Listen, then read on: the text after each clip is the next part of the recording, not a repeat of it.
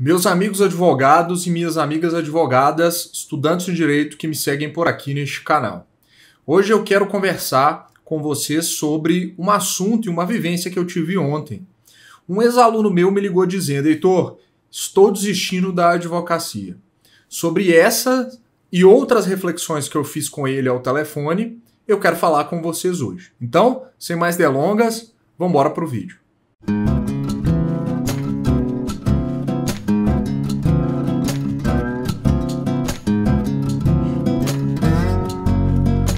Bom, então ontem eu tive um aluno que me ligou e disse que estava desistindo da advocacia, porque estava extremamente frustrado, estava extremamente ansioso e, principalmente ao longo da pandemia, o processo se agravou bastante. Ele falou: Heitor, eu não estou conseguindo mais, eu estou muito estressado e acho que esse de fato não é o caminho que eu quero seguir.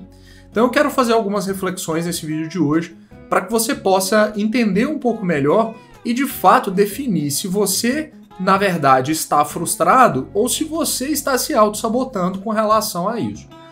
Um dos principais pontos que você precisa ter antes de analisar a sua frustração é saber por que você está ficando frustrado. O que eu quero dizer com isso? Se você não mede os resultados do seu escritório, em qualquer esfera que seja, você vai sempre se frustrar. Porque a expectativa que a gente tem, se ela não for colocada no papel, ela sempre vai ser alta. E a gente vai sempre parametrizar tudo aquilo que a gente acredita ou tudo que a gente quer para o nosso escritório com as coisas que a gente vê no Instagram, com as coisas que a gente vê no YouTube e com pessoas que não vivem a mesma realidade que nós temos no escritório.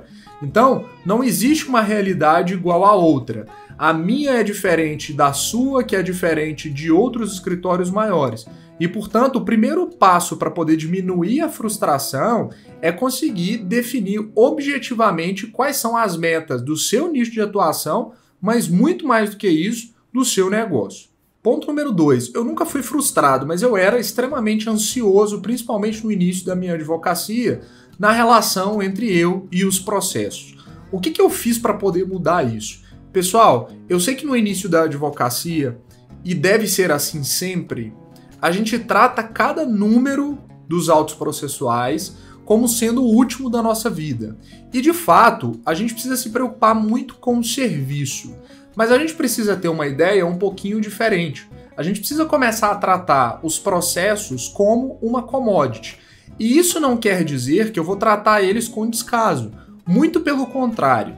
Acontece que o foco não deve ser naqueles autos com um número específico, mas em todo o serviço que é prestado dentro do contencioso.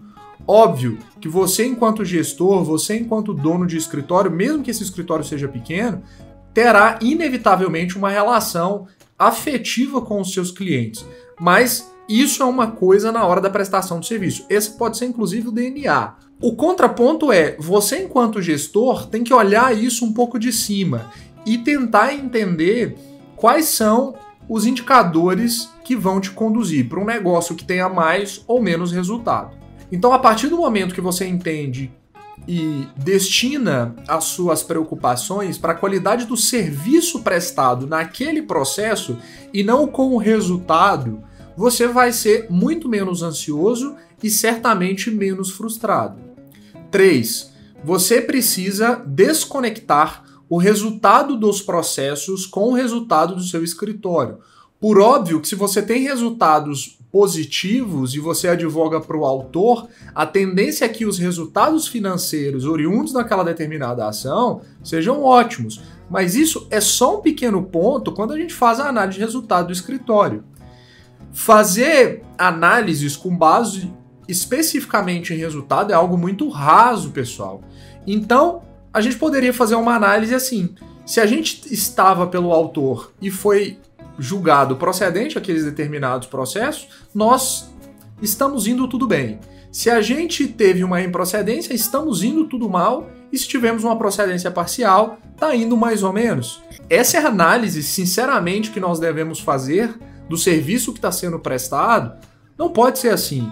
A gente precisa analisar se o serviço que a gente está prestando tecnicamente dentro dos autos pode melhorar. Então a gente precisa fazer uma análise da qualidade das petições.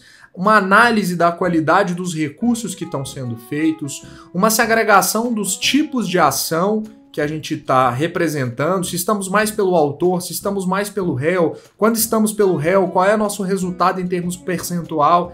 Então, a gente precisa começar a observar todo o processo e não só o resultado. Quando você realiza um trabalho muito bom, mas eventualmente por decorrência de uma decisão absurda ou uma decisão que é contrária à própria jurisprudência consolidada e é obrigatoriamente desfavorável do ponto de vista financeiro e desfavorável para o nosso cliente, isso não quer dizer que o nosso serviço foi ruim.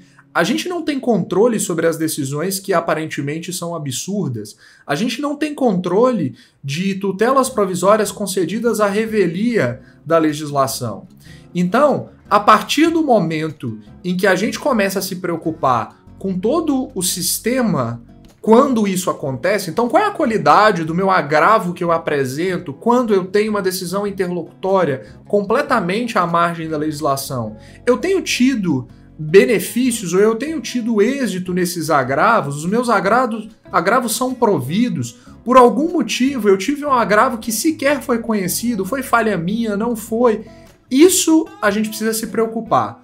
Agora a gente precisa parar definitivamente de ser resultadista, porque senão a gente vai ser extremamente ansioso e frustrado sempre. E o quarto e último ponto, que acaba decorrendo do terceiro, é: a gente precisa parar de atrelar o resultado do nosso escritório de forma geral ao resultado puramente financeiro. E eu não estou falando aqui que os honorários ou que o escritório não tem que dar lucro. Eu só estou dizendo que as margens e as questões financeiras são só um ponto. A gente precisa ter foco muito maior, por exemplo, no serviço. Se a gente tem um bom serviço, naturalmente a gente vai gerar valor para o cliente e muito mais do que isso, naturalmente nós teremos honorários mais rechonchudos ou com a margem um pouco maior para poder tratar em termos financeiros. Se a gente começa a olhar só para a questão financeira, isso vai prejudicar demasiadamente o resultado e o crescimento do escritório.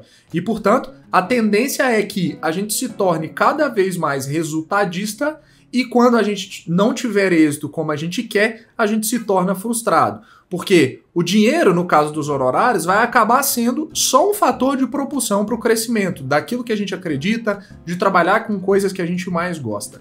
E, portanto, nós somos advogados. Lembrem-se sempre que honorários não necessariamente vêm de uma questão financeira. A premissa dos honorários tem a ver com a palavra honor, ou a palavra honra. E, portanto, a gente precisa muito se preocupar com isso. Sejamos, então, advogados e não meros portadores de OAB. E ao contrário do que várias pessoas dizem, crescimento e evolução é um exercício de racionalidade e não um exercício de sorte.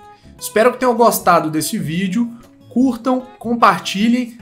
E o resultado final. Depois dessa conversa que eu tive com esse aluno, ele resolveu pensar um pouquinho mais sobre a desistência da advocacia e eu espero que ele continue, porque certamente é uma ótima pessoa, um bom advogado tecnicamente, mas precisa pensar um pouquinho mais no escritório dele enquanto negócio. Grande abraço!